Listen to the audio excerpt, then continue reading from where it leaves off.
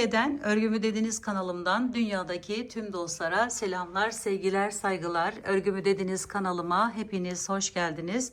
Bu videomda sizlere görmüş olduğunuz motiflerden oluşan bu güzel hırka çalışmasının nasıl yapıldığını anlatmak ve paylaşmak istiyorum. Umarım sever ve beğenirsiniz arkadaşlarım. Beğeni ve yorumlarınızı videomun alt kısmında yapabilir. Ayrıca paylaşımda bulunarak daha çok kişilere ulaşımını sağlayabilirsiniz arkadaşlarım. Evet, arka görünümü de bu şekilde. Gerçekten çok kolay bir yapımı var. Nasıl yapılacağını gelin hep birlikte görelim arkadaşlarım. Hırkamı yaparken kullanmış olduğum iplerim Alize Cotton Gold oldu arkadaşlarım. Kırmızı olanın numarası 390. 100 gramdan kalan bu. Diğeri de siyah, gördüğünüz gibi numarası 60. Arkadaşlarım şu da tığım da 3.25 milim oldu. Şimdi siyah ipimle başlıyorum. 2 tane motif yapacağız. Birisi bu şekilde normal tam motif. Bu aralarda kullandığımızın buralara kırmızı yapmadan düz bir şekilde yapacağız. Diğeri de şöyle yarım motifimiz arkadaşlarım. Burada bu renk değişimini de göstereceğim sizlere. Evet, şimdi hemen başlayalım. Şöyle bir halka yapıyorum. Biraz büyükçe ip bırakın, yani uzun bir ip bırakın. Buradan giriş yaptım. Şöyle alıyorum ve şöyle bir tane zincirle sabitledim. Daha sonra şu şekilde birazcık yükseldim. Biri aldım. Bir tane daha aynı şekilde alıyorum. Üçlü trabzan boyutuna getiriyorum. Sonra üzerine 2 doluyorum ve buranın içerisine bununla birlikte 24 tane üçlü trabzan yapıyorum arkadaşlar.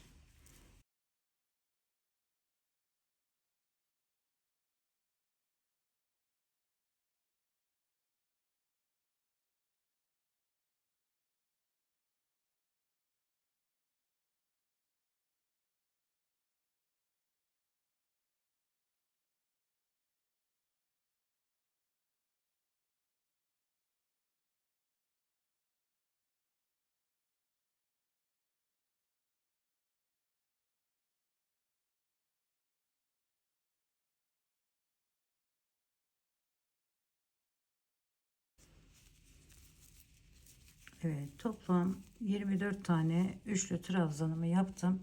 Şimdi şöyle biraz sıkılaştırıyorum iyice ve geliyorum şu tepe noktasından giriş yapıyorum. Şöyle şuradan. Sonra fazla ipimi de alıyorum. Kaydırarak bağlıyorum. Evet, toplamda 24 tane burada üçlü trabzanımız var arkadaşlar. Sonra diğer rengimi alıyorum.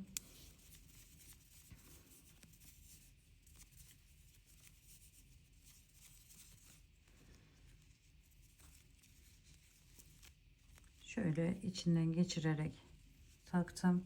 Bu fazla iplerimi de alıyorum şöyle.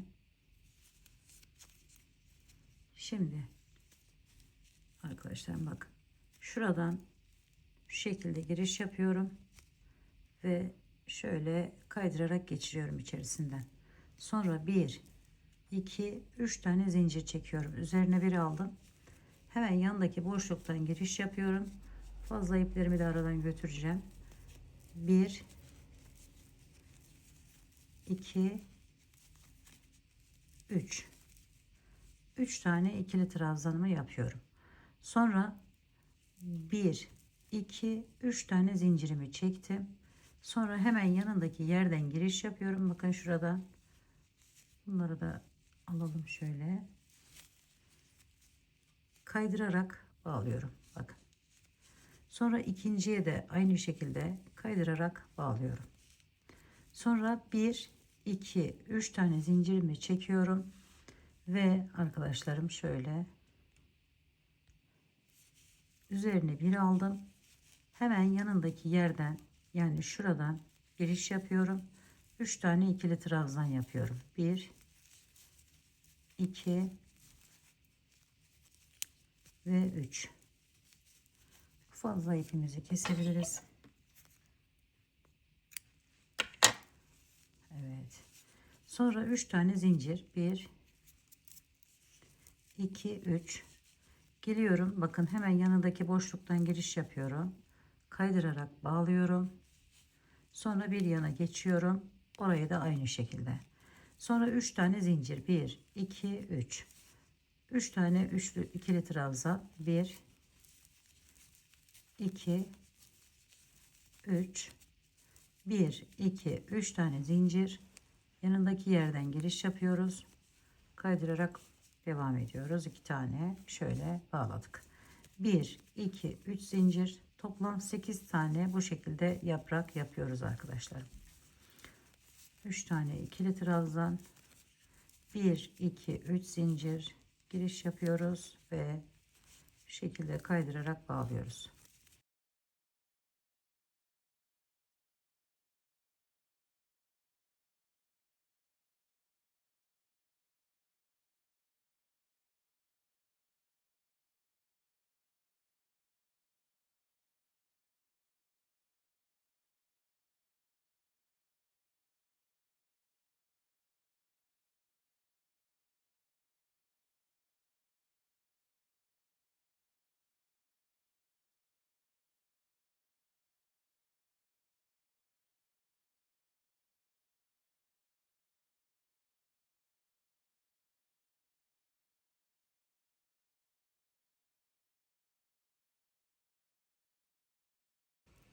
Diğer motifimiz de bu şekilde arkadaşlarım. Hepsi siyah gördüğünüz gibi. Biri kırmızılı, biri siyahlı.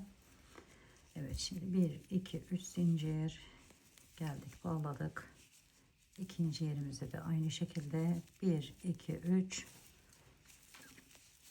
ve 3 tane ikili trabzan. 1 2 3 sonuncu yere iniş yapıyorum şu şekilde ve bakın 2 4 6 8 tane yaprak yaptım. Şimdi şuradan birleştiriyorum, şu şekilde tutuyorum, siyah ipimi aldım ve şu şekilde bağlıyorum. Sonra arkadaşlarım şu şekilde bakın, şöyle geri dönüyorum, buradan giriş yapıyorum ve buraya şu şekilde çıkarttım, bir tane sık iğne yapıyorum. Sonra 1 2 3 4 tane zincir çektim, bakın şöyle. Sonra geliyorum, bu kırmızı ipimi de alttan biraz götürüp sonra keseceğim. Şu ortadaki yer arkadaşlarım, bakın şurası. Buradan girişimizi yapıyoruz ve buraya sık iğne ile bağlıyoruz. 1 2 3 4 zincir geldik. Buradan girişimizi yaptık ortasından ve bağladık. 1 2 3 4 geldik diğerine. Bakın tam ortalarından giriş yapıyoruz. Bu ipimizi de artık kesebiliriz.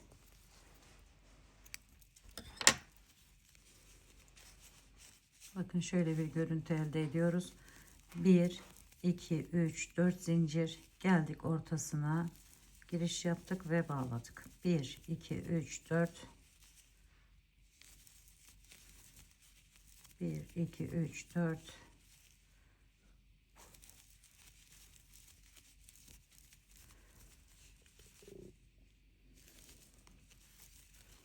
Evet, şimdi bu son yere geldim. Bakın son yaprağımın arkası kaldı. 2 tane zincir çekiyorum. Üzerine bir alıyorum. Geliyorum.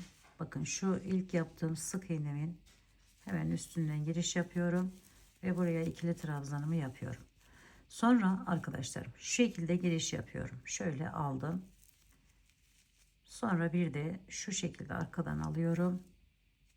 Birinci ikili trabzanımı yaptım. Yanına 3 tane daha yapıyorum. Toplam 4 tane ikili trabzan yapmış oluyorum. 2 3 ve 4. Bakın şöyle. 1 2 3 4 tane. Sonra üzerine bir aldım. Aradaki yaprağıma hemen buraya geçiyorum, bakın şuraya. Buraya 3 tane ikili trabzan yapıyorum. 1 2 3. Sonra üzerine bir alıyorum. Yan tarafa geçiyorum. 4 tane ikili trabzan yapıyorum buraya. 2 3 ve 4.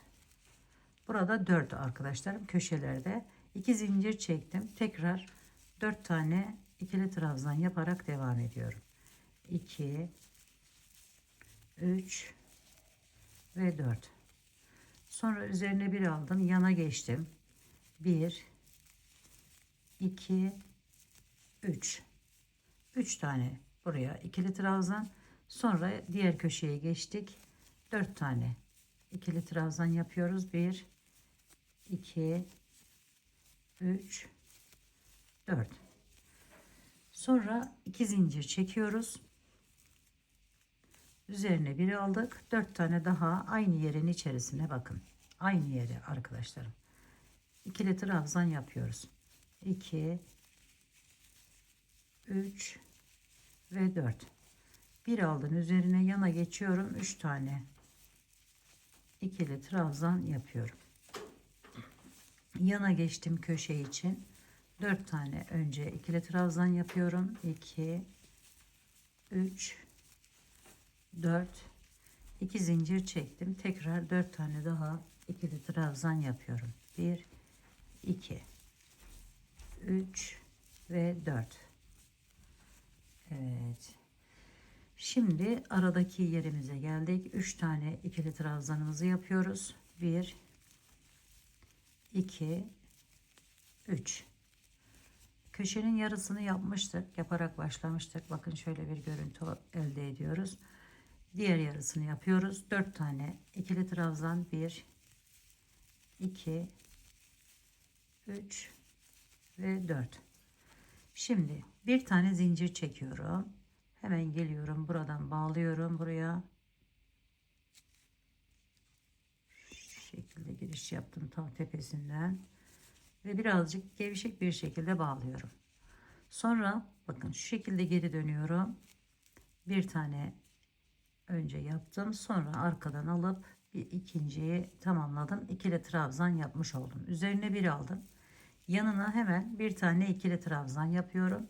Sonra devam ediyorum. Bakın şuradan başlıyorum arkadaşlarım. Toplamda 15 tane ikili trabzan yaparak devam edeceğiz. Şöyle bakın 1, 2, 3 oldu. Bu aralardan giriş yapıyoruz arkadaşlarım. 3, şöyle 4, 5, 6, 7, 8, 9, 10, 11, 12, 13. 2 tane köşeye geldim. 14, 15. Evet şöyle. Sonra 2 zincir çekiyorum. Tekrar 15 tane ikili trabzan yaparak devam ediyorum. 2, buradan aldım bakın. 3, 4, 5, 6, 7, 8, 9, 10, 11, 12, 13, 14, 15. 2 zincir devam ediyoruz.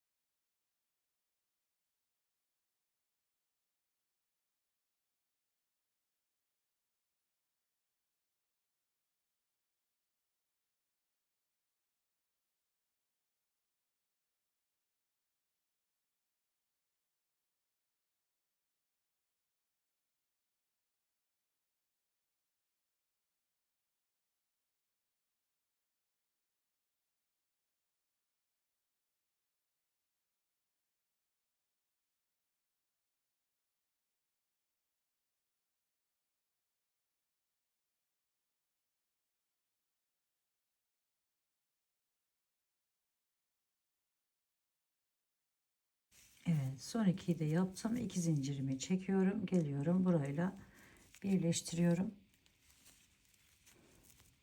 ve motifimi tamamlamış oluyorum.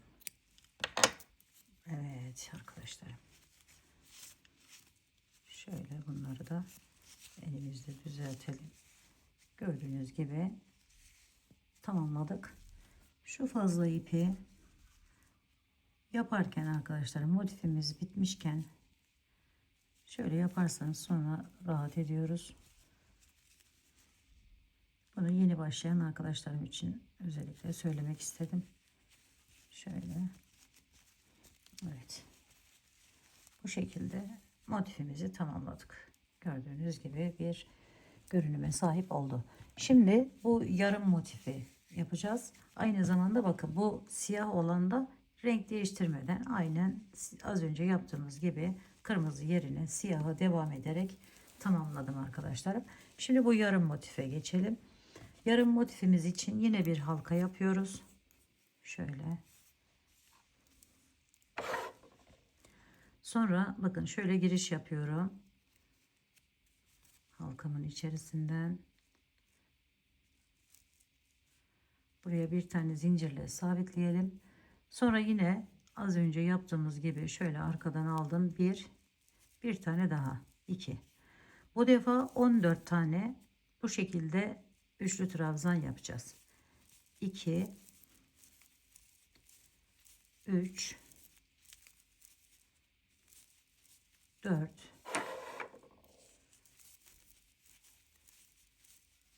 5, 6, 7, 8,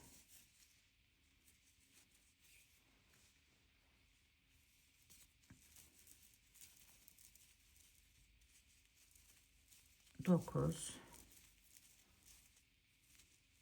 10, 11, 12, 13, 14. Evet, 14 tane yaptıktan sonra şunu şöyle tutup biraz sıkılaştırıyorum arkadaşlarım. Sonra 4 tane zincir çekiyorum. 1, 2, 3, 4. Geliyorum aşağıya, bakın o halkanın içerisinden giriş yapıyorum. Şöyle sık iğne ile bağlıyorum. Sonra onu iyice biraz daha çekiyorum şöyle. Sonra bu ipimle, bakın fazla ipimi de aradan götürüyorum. 1, 2, 3, 4. Tekrar 4 tane zincir çektim. Fazlalığını keselim.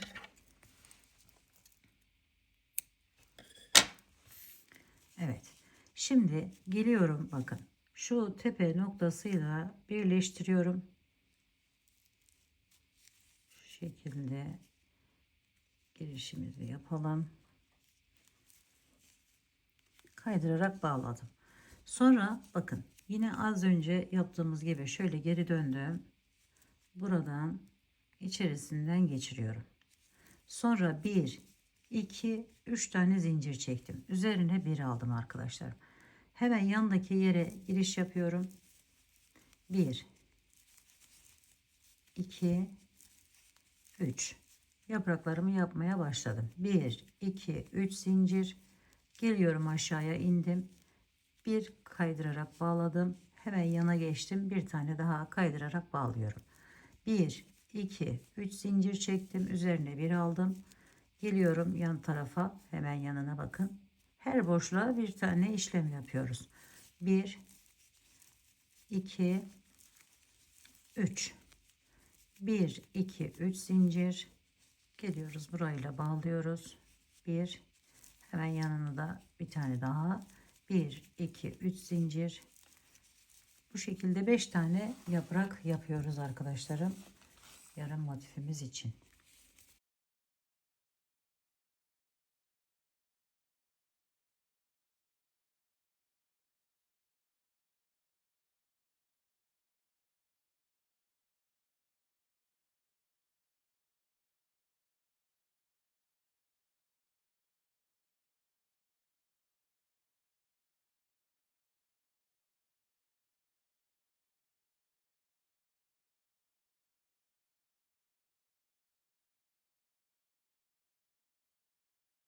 Şimdi sonuncu yaprağımızda son boşluğumuza yapıyoruz. 1 2 3 1 2 3 zincir çektik. Bakın arkadaşlarım, gelip şuradan girişimi yapıyorum ve buraya bu defa sık iğne ile tutunuyorum sıkıca.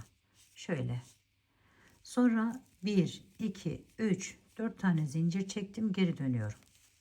Ve geliyorum, hemen bu ortadaki yerimden giriş yapıyorum bu şekilde ve buraya sık iğne ile bağlıyorum. 1 2 3 4 zincir çektim, geliyorum buraya sık iğne ile yaprağım, iki yaprağımın arasından giriş yapıp bağlıyorum. 1 2 3 4 zincir.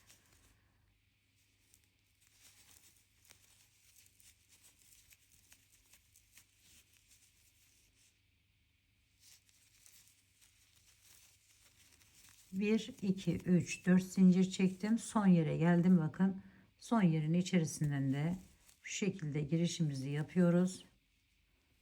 Şöyle buraya sık iğne ile bağlıyoruz. Sonra çevirdik. Bakın, çevirdikten sonra bir tane zincir çekip rahatlatalım. Biraz yükseliyorum, arkadan şu şekilde alıyorum. Birinci ikili trabzanımı yaptım. 1 2 zincir çektim araya, üzerine bir aldım. Bu boşluğa 4 tane ikili trabzan yapıyorum. 1 2 3 ve 4. Sonra arkadaşlarım, buradan üzerine bir aldım. Devam ediyorum. Yanındaki yere 3 tane yapıyorum. 1 2 3. Sonra üzerine bir alıyorum. Buraya bir köşe yapacağım. Tam bir köşe. Bunlar yarım köşe oluyor, kenardakiler. Burası tam köşe olacak arkadaşlar. 1 2 3 4 2 zincir, tekrar 4 tane ikili trabzan yapıyorum. 1 2 3 ve 4. Sonra üzerine bir aldım, yana geçtim boşluğuma. 3 tane ikili trabzan yapıyorum. 1 2 3. Sonra üzerine bir aldım, yan tarafa geçtim buraya 4 tane ikili trabzan yapıyorum. 2 3 ve 4. Sonra arkadaşlarım 4 tane zincir çekiyorum. 1 2 3 4. Buradan geliyorum. Bakın, şu yerim vardı, sık iğnem. Oradan girişimi yapıyorum, kaydırarak bağlıyorum. Buraya kadar devam edeceğim. 1 2 3 4 zincirimi çektim. Sonra devam ediyorum. Bakın, şurada sık iğnem vardı. Hemen üstünden giriş yapıyorum, kaydırarak bağlıyorum. 1 2 3 4 zincir çektim. Geliyorum, bu yaprağımı başladığım yerden giriş yapıyorum, şöyle kaydırarak bağlıyorum. Sonra bunun yanına çıkacağım. 1 2 3 4 zincirimi çektim, geliyorum. Hemen bu üstünden giriş yapıyorum. Tek olarak yaptığım yerin şöyle bağlıyorum arkadaşlarım buraya. Sonra bir miktar yükseliyorum. Yine arkadan aldım. Bir tane ikili trabzanımı yaptım. 1 2 zincirimi çektim. Üzerine bir aldım. Buradaki bırakmış olduğumuz boşluğa 2 tane yapıyorum önce. 15 tane geldik arkadaşlar. Son sıramız. İkisini yaptım. Bakın. 3 4 5 6 7 8 9 10 11 12 13 14 ve 15. Evet, bakın, bir kenarı tamamlamış olduk.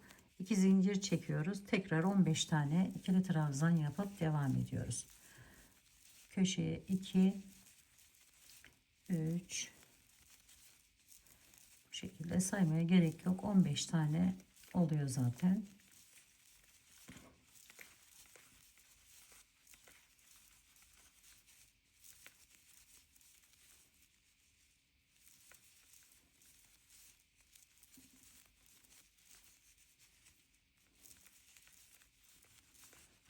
Şimdi bakın burada zincirle indiğimiz yere geldik.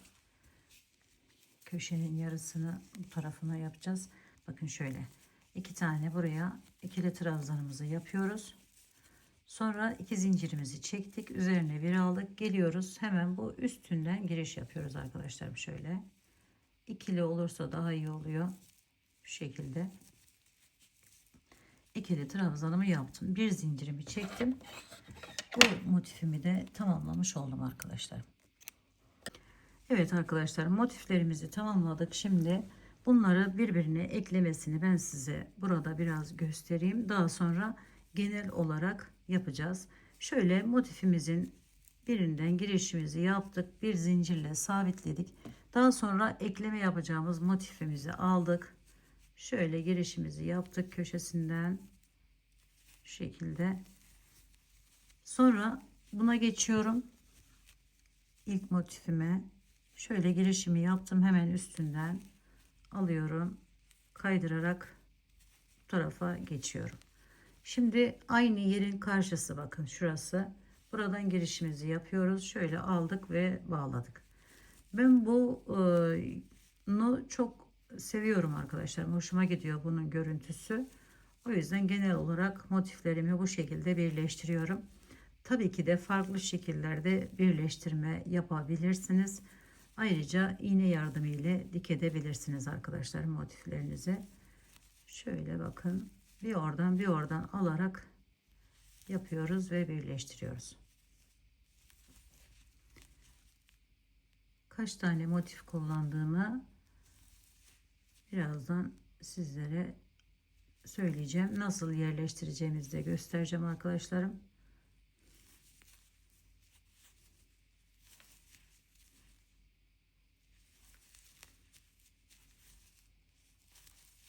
Onu hepsini ekledikten sonra sizlere tek tek göstereceğim. Nerede nasıl kullanıldığı motiflerin. Evet, bakın şöyle bir görüntü elde ediyoruz. Ve ekleme işlemini de bu şekilde tamamlıyoruz arkadaşlar.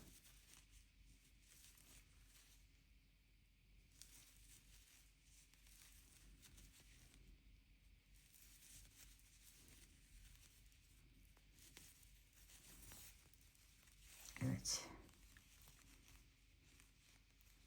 Bu şekilde duruyor bizim motiflerimiz. Şimdi bunları kaç tane kullanmışız, nasıl yerleştireceğiz, onlara geçelim arkadaşlar. Evet arkadaşlar, bakın motifleri tamamladım ve ekledim ben. Şöyle göstereyim sizlere. Şimdi buradan başlayalım örnek olarak. 1, 2, 3, 4. 4 tane önde, 4 tane de arkada kırmızı çiçekli motifimiz var arkadaşlar. Bakın aynı şekilde arkasında da şöyle içini göstereyim. Burada var. Şimdi bunları ekledikten sonra bunları böyle hani bitirdikten sonra şuralarından tutturabilirsiniz. Böyle tam olarak görebilmek için. Sonra bakın şu ortada iki dörtlü grubu yaptıktan sonra orta kısmı, arka kısmını, burası arkadaşlarım. Burayı şöyle göstereyim size. 1, 2, 3 tane de buraya yapıyoruz. Toplam 36 tane kırmızı çiçekli, 26 tane de siyah çiçekli motifimiz var. Ve bakın şöyle göstereyim. 6 tane de yarım motifimiz var arkadaşlar. Şöyle. Şimdi burayı ekledikten sonra 4 tane burada vardı. 4 tane de bu tarafında var. Arkada arada tam motif var. Önde yarımşar motiflerimiz var. Gördüğünüz gibi. Sonra yana geçelim. Bakın 1, 2, 3 tane arkalı önlü 3 tane motifimiz var. Dördüncü motifimiz ise bakın şöyle göstereyim. Bu ikiye katlıyoruz. Hem önde hem de arkaya ekliyoruz arkadaşlar. Şimdi bunu dediğim gibi hem öne hem arkaya, yani 1, 2, 3, 3 de arkada, 6, 7 motif, 7. motif bu şekilde hem önde hem arkada olmuş oluyor. Burada 8 motif var. Kırmızıdan 8 motif önlü arkalı olduğu için Şimdi geçelim. Bu siyah olan yeri de bu şekilde tamamladık. Bakın şöyle ekliyoruz. Şimdi kırmızıya geçtik tekrardan. Bakın şurada yarım arkadaşlarım. Yani bir motif ancak ikiye katlıyoruz. Bu yan kısma gelecek olan yerlerini. Bakın bu ve bu. İki tane motifimizi yarısını önde yarısını arkada kullandık koltuk altı için. Sonra geçiyoruz. İkişer tane bu. Diğer tarafta da tabii ki de aynı şekilde iki tane var. Şimdi şurası çok önemli arkadaşlarım. Buranın devamı gibi ya da buranın yan tarafı gibi düşünün. Tam motif var. Bir, iki tane kırmızıdan. Şöyle göstereyim. İki tane, iki de arkada var arkadaşlar bakın. Aynı yerlerin arkalarında aynı şekilde motif olarak düşünün. Şimdi iki tane de burada var. Şimdi siyaha geçiyoruz. Bunları ekliyoruz bu şekilde birbirine. Sonra siyaha geçiyoruz arkadaşlarım. Bakın siyahı bir tane tam olarak motif. Aynı şekilde arkası da öyle bir tane motif. Burada ise bir tane tek motif var. Yarısı kolun ön kısmına, yarısı arka kısmına ekleniyor. Kırmızı motife geçtik. Artık azaltıyoruz kolunu yavaş yavaş gördüğünüz gibi. Kırmızı motife geçtiğimizde tam olarak bir motif, arkada da tam olarak bir motifimiz var. Sonra burada siyaha geçiyoruz hemen yanında. Yarım yarım yani iki motifimiz var toplamda yine. Ama bu defa bu şekilde ekliyoruz. Sonra kol uçlarını da aynı şekilde birer tane motifle tamamlamış oluyoruz. Kol uçlarına bakın şöyle göstereyim. Ters sık iğne tekniği buraya da ters sık iğne tekniği kullandım. Dilerseniz lastik de yapabilirsiniz ama böyle daha güzel olduğunu düşünüyorum arkadaşlar. Evet uçları bu şekilde kalıyor. Yani bu 38 beden için yapıldı. Böyle küçük duruyor. Bunu büyütmek için arkadaşlarım bu motif sıra sayılarını artış yapmanız gerekiyor. Yani burada 2 sıra mesela örneğin yaptıysak bu motifleri bir sıra daha 2 sıra daha böyle ekleyerek daha da büyütebilirsiniz. Tabi burayı büyüttüğünüz zaman aynı şekilde bu kol yerlerine gelecek olan motif sayıları da artacaktır. Onu da not olarak ekleyelim. Ve uzunluğu arkadaşlarım uzunluğunu dilediğiniz uzunlukta yapabilirsiniz. Ben bu şekilde benim için yeterli olduğu genç kız çünkü yeterli olduğu için bu şekilde bıraktım. Yani toplamda dediğim gibi kırmızı çiçekli motifimizden 38 beden 36 beden bedenlere uygun arkadaşlarım. Bir de şunu söyleyeyim 400 gram civarı siyah ip kullandım. 100 gram bitmedi kırmızı ipimizde arkadaşlarım ve böyle çiçekli güzel bir hırka meydana getirmiş olduk. Evet umarım sevmiş ve beğenmişsinizdir. Yapacak olan arkadaşlarıma şimdiden kolaylıklar diliyorum. Örgümü dediniz kanalıma abone olmayı, beğenmeyi, yorum yapmayı, paylaşımda bulunmayı unutmazsanız çok mutlu olurum. Bir dahaki en farklı, en değişik örgü model, teknik ve tasarımlarında görüşmek üzere. Hoşça kalın, sağlıkla kalın. Allah'a emanet olun arkadaşlar.